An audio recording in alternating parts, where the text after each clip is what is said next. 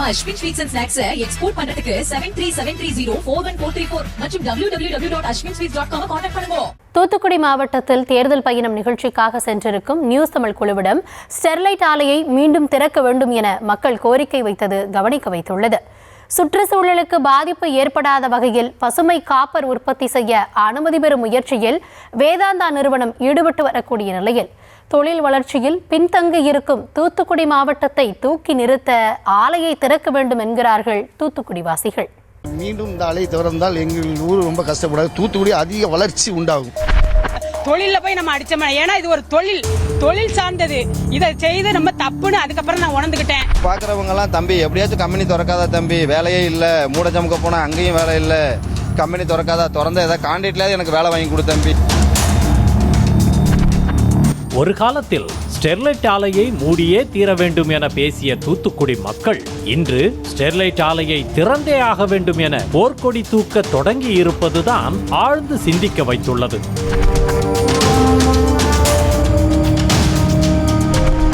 தூத்துக்குடி என்று சொன்னாலே ஸ்டெர்லைட் ஆலையின் ஞாபகம் தான் வரும். 1996ஆம் ஆண்டு ஸ்டெர்லைட் ஆலை திறக்கப்பட்டது. காப்பர் உற்பத்தி ஆலையான ஸ்டெர்லைட் மூலம் தூத்துக்குடி மட்டுமல்லாமல் வெளி மாவட்டங்கள், வெளி மாநிலங்கள் என லட்சக்கணக்கானோர் வேலைவாய்ப்பு பெற்று வந்தனர். இந்த நிலையில் ஸ்டெர்லைட் ஆலை மூலம் காற்று மாசு, நிலத்தடி நீர் மாசு ஏற்படுகிறது என 2013ஆம் ஆண்டுக்கு பிறகு குற்றச்சாட்டு எழத் தொடங்கியது.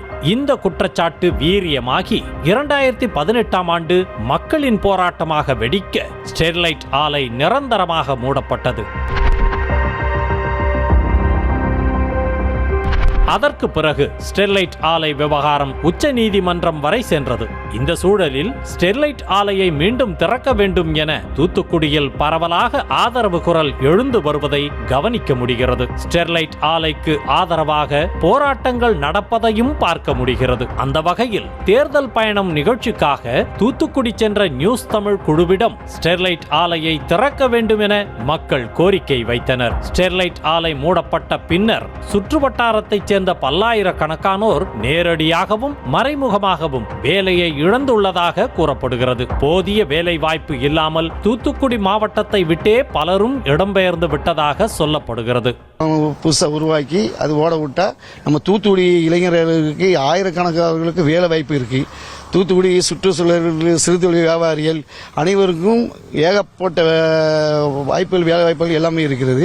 மீண்டும் இந்த ஆலை திறந்தால் எங்கள் ஊர் ரொம்ப கஷ்டப்படாது. தூத்துக்குடி அதிக வளர்ச்சி உண்டாகும். ஏதோ ஒரு வேண்டாதவர்கள் ஒரு வதந்தினால இது பிரச்சனை ஆச்சு. இது வேலை வாய்ப்புன்னு பார்க்கணும்னா அங்கேயே ஒரு 10,000 பேர் வேலை, 8,000 பேர் வேலை பார்த்துக்கிட்டு தான் இருந்தாங்க. ஒரு வதந்தியால் அந்த அலையை வந்து அவங்க சுயநலத்துக்காண்டி இழுத்து விட்டுட்டு போயிட்டாங்க. 2018ஆம் ஆண்டு ஸ்டெர்லைட் ஆலைக்கு எதிராக நிகழ்ந்த போராட்டத்தில் பங்கேற்ற தங்கம் என்ற பெண் ஒருவர் பேசுகையில், கூட்டத்தோடு கூட்டமாக போராட்டத்தில் பங்கேற்று கை உடைந்து, கால் உடைந்து மருத்துவமனையில் 70 நாட்களுக்கு மேல் சிகிச்சை பெற்றதுதான் மிச்சம் என ஆதங்கத்தை கொட்டினார். என்ன காரணத்திற்காக போராட்டம் நடக்கிறது என்பதே தெரியாமல் மக்கள் எல்லோரும் கூடி வந்து நின்றார்கள் என்ற அவர், சிலரது தனிப்பட்ட வன்மம் காரணமாகவே 4000 கோடி ரூபாய் மதிப்புள்ள ஸ்டெர்லைட் ஆலைக்கு எதிராக போராட்டம் வெடித்தது என பகிரங்கமாக குண்டை தூக்கி போட்டார். நானும் அதில் பாதிக்கப்பட்டு, நானும் 60 நாள் 70 நாள் பெட்ல இருந்து கை ஒடிஞ்சு கால் ஒடிஞ்சு நிறைய பேர் பாதிக்கப்பட்டு இருந்தோம். அதுக்கப்புறம் தான் தெரியுது ஏன் இதெல்லாம் எதுக்கு பண்ணோம் அப்படின்னு கேட்கறதுக்கு எங்களுக்கு அதுக்கப்புறம் யாருமே வரல. வந்ததுக்கு அப்புறம் ஒருத்தர் சிலர்லாம் 100 நாள் மேல இருந்தோம் ஹாஸ்பிட்டல்ல. இது கேட்ட உடனே வீட்டுல என்ன எதுன்னு தெரியாமலே பாதி பேர் அடுப்படியில இருந்தவங்க ஓடினாங்க, குழந்தைங்க எல்லாம் ஓடினாங்க. ஏதோ அவங்களுக்குள்ள ஏதோ சதினாலதான் இந்த ஆலை மூடி ஏதோ ஒரு தொழில், அவங்க புதுசா தொழில் தொடங்குறதுக்காக இதை வச்சிருக்காங்கன்னு அதுக்கப்புறம் தான் புரியுது. இது நம்ம தூத்துக்குடியில வந்து இந்த தொழில் ஆலை இருக்கிறது நமக்கு எவ்வளவு நன்மைங்கிறது அது நாங்க அதுக்கப்புறம் தான் பட்டு உணர்ந்து எல்லாரும் சொன்னது, அங்க உள்ள தொழில் வேலை பார்க்கறவங்க சொன்னதுக்கு அப்புறம் தான் எனக்கு தெரிஞ்சது. தற்போதைக்கு ஸ்டெர்லைட் ஆலைக்கு எதிர்ப்பு, ஆதரவு என தூத்துக்குடியில் இருவேறு நிலைப்பாடு இருக்கிறது. ஆலை மூடப்பட்ட பிறகு வேலைவாய்ப்பு இல்லாமல் போனது தூத்துக்குடி மக்களை வெகுவாக பாதித்திருக்கிறது என்பதை உணர முடிகிறது. தூத்துக்குடியில் உப்பளம், துறைமுகம் என மற்ற தொழில்கள் இருந்தாலும் ஸ்டெர்லைட் ஆலை சார்ந்து அதிகம் பேர் இயங்கி வந்ததும் தெரிய வந்திருக்கிறது.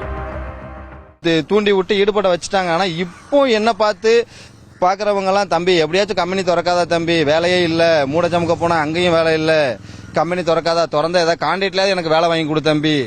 ஸ்டெர்லைட் ஆலை இயங்கிய சமயத்தில் இளைஞர்களுக்கு வேலை வாய்ப்பு கிடைத்தது என்பதோடு சுற்றுவட்டார கிராமத்தில் வசிக்கும் மக்களுக்கு இலவசமாக உயர்தர மருத்துவ சேவையும் கிடைத்திருக்கிறது. அதோடு பள்ளிக்கு செல்லும் பிள்ளைகளுக்கு ஸ்காலர்ஷிப் ஸ்டெர்லைட் ஆலை சார்பில் வழங்கப்பட்டிருக்கிறது. இளைஞர்களை ஊக்கப்படுத்தும் வகையில் விளையாட்டு உபகரணங்கள், உடற்பயிற்சி கூடங்கள் ஆகியவை அமைத்துக் கொடுத்துள்ளது ஸ்டெர்லைட் நிறுவனம். முதல் வேலை வாய்ப்பு. ரெண்டாவது எங்களுக்கு என்ன நன்மைன்னா, அந்த ஸ்டெர்லைட்டை மட்டும் இல்லாமல் அந்த பகுதி சுற்றி உள்ள ஒரு 10-20 கிராமங்களுக்கும் மருத்துவ உதவி கொடுத்தாங்க. வாரத்தில் ஒரு நாள் அவங்க பஸ் வரும், எல்லாமே வந்து நல்ல பவர்ஃபுல்லான நல்ல மாத்திரை, நல்ல மருந்துகள் கொடுத்து இந்த வயசான எங்கள் ஊரில் உள்ள வயசானவங்கலாம் அம்மாலாம் இப்போ சொல்கிறாங்க, தம்பி அந்த வண்டி வராதா. ஏன்னா நிறைய மருத்துவ ஆஸ்பத்திரிக்கெல்லாம் போக முடியாதவங்க நிறைய பேர் இருந்தாங்க, இலவசமாக நிறைய மருத்துவ உதவி பண்ணாங்க. அது போக ஸ்காலர்ஷிப் கொடுத்தாங்க. எங்கள் ஊர் மட்டும் சொல்லலை, இப்போ நான் மட்டும் வாங்கினேன்னு சொல்லலை, அந்த சுற்றி உள்ள பகுதியில் ஒரு 15-20 கிராமங்கள் இருக்கு கம்பெனியை சுற்றி. எல்லா பிள்ளைங்களுக்கும், இவங்களுக்கு அவங்களுக்கெல்லாம் அவங்க இல்லை, அந்த ஊர் பகுதியில் உள்ள எல்லா பிள்ளைங்களுக்குமே ஸ்காலர்ஷிப் கொடுத்தாங்க. வருஷம் படிப்பு செலவுக்கு அவங்க எந்த ஸ்கூல்னாலும் ஸ்காலர்ஷிப் கொடுத்தாங்க. ஸ்டெர்லைட் மூலமாக உற்பத்தி செய்யப்படும் காப்பர் வெளி மாநிலங்கள், வெளிநாடுகளுக்கு கூட ஏற்றுமதி செய்யப்பட்டு வந்தன. இந்தியாவின் 40% காப்பர் தேவையை ஸ்டெர்லைட் ஆலைதான் பூர்த்தி செய்தது.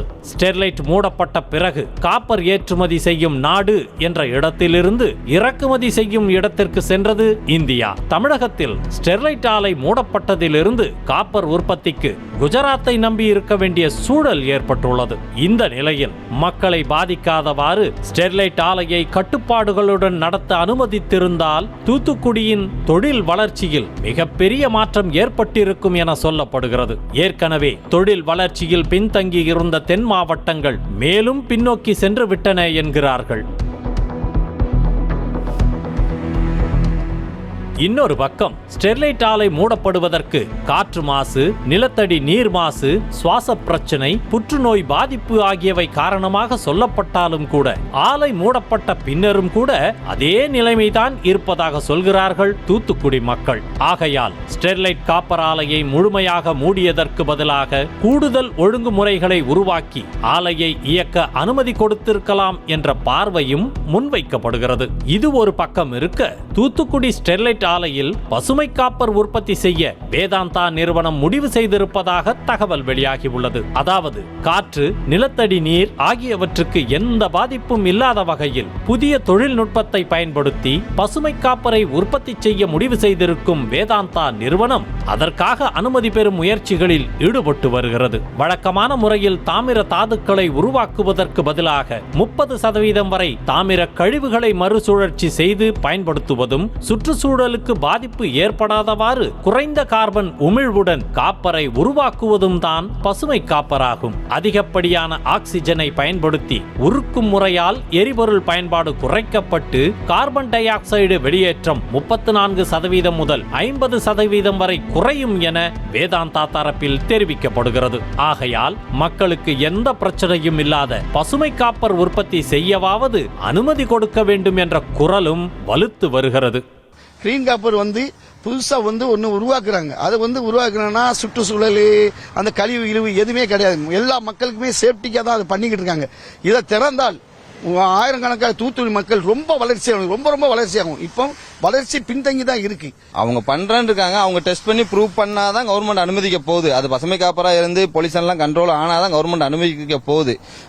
கவர்மெண்ட் அதெல்லாம் டெஸ்ட் பண்ணி காமிக்காம அனுமதிக்க போறது இல்ல. கம்பெனி திறந்தா நான் என் பிள்ளைங்களை படிக்க வச்சுக்கலாம், என்னோட குடும்பம் நல்லா இருக்கும், என்னை மாதிரி கம்பெனியை சுற்றி உள்ள குடும்பங்கள் நல்லா இருக்கும். தூத்துக்குடி மாவட்டத்தில் தொழில் வளர்ச்சியை பெருக்க, வேலை வாய்ப்பை பெருக்க மக்கள் பாதிப்புக்குள்ளாகாத வண்ணம் ஸ்டெர்லைட் ஆலையை மீண்டும் இயக்க வேண்டும் என்பதே மக்களின் பிரதான கோரிக்கையாக உள்ளது. நம்ம Ashwin sweets and snacks export பண்றதுக்கு 7373041434 மற்றும் www.ashwinsweets.com கான்டாக்ட் பண்ணுங்க.